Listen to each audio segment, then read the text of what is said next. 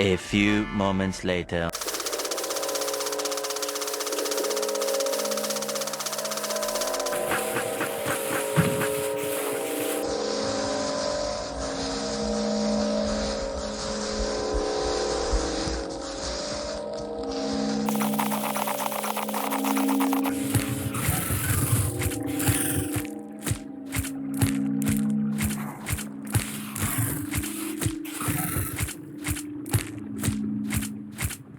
One eternity later.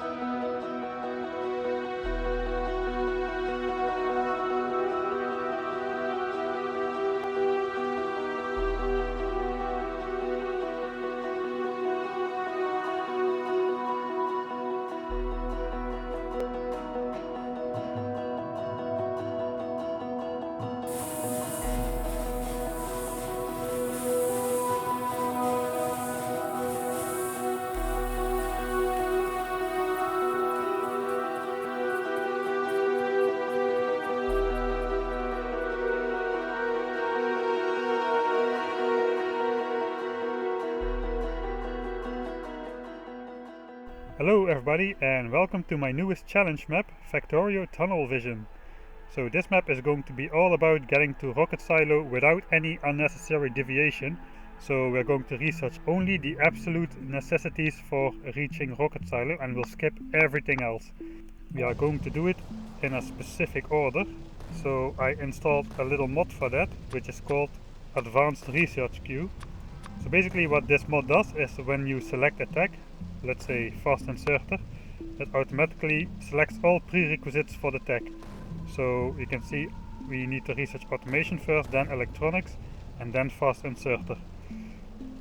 If you compare this to the normal tag screen, you can see fast inserter requires automation and electronics.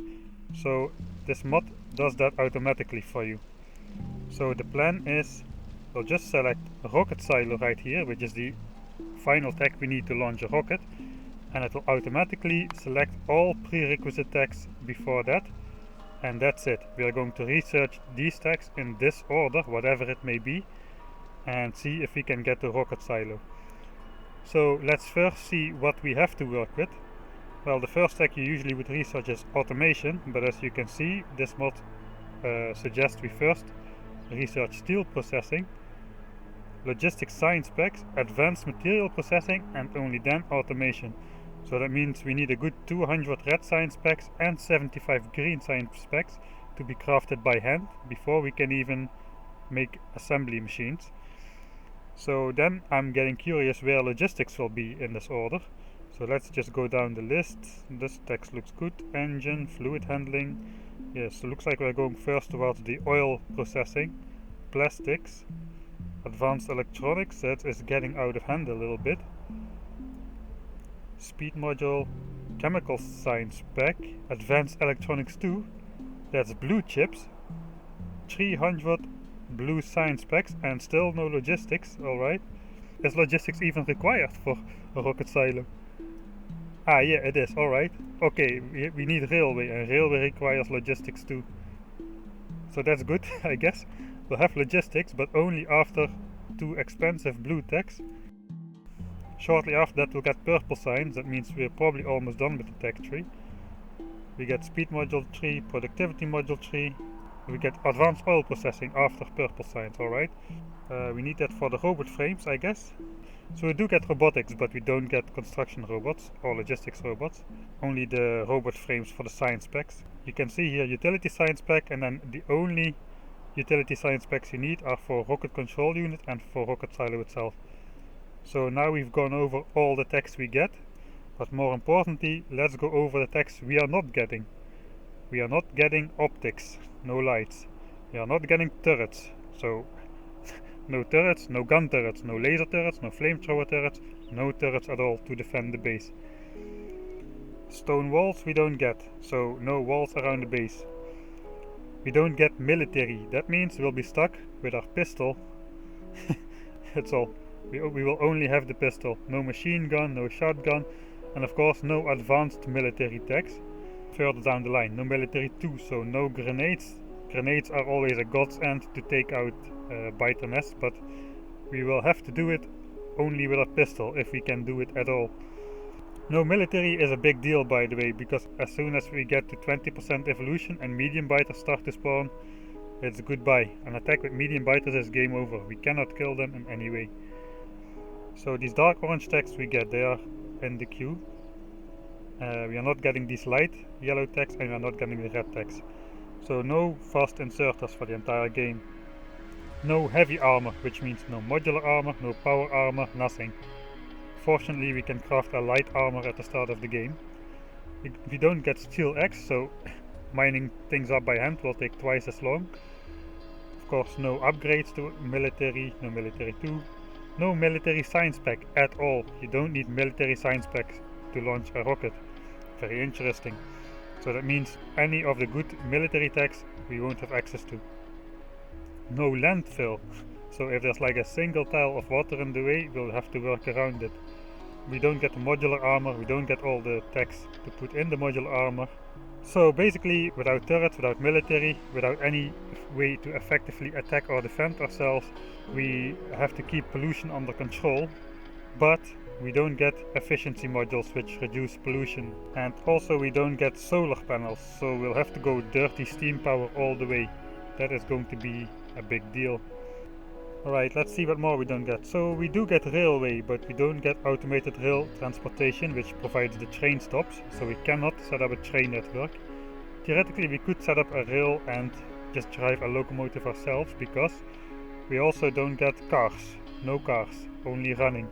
Or maybe setting up a personal railway. I don't know if it's worth it, we'll see later in the game. No circuit network, no explosives, so that means no cliff explosives either. No tool belts, so small inventory. Slow laps, because we don't have research speed. No stack inserters. No steel power poles. Wooden power poles only.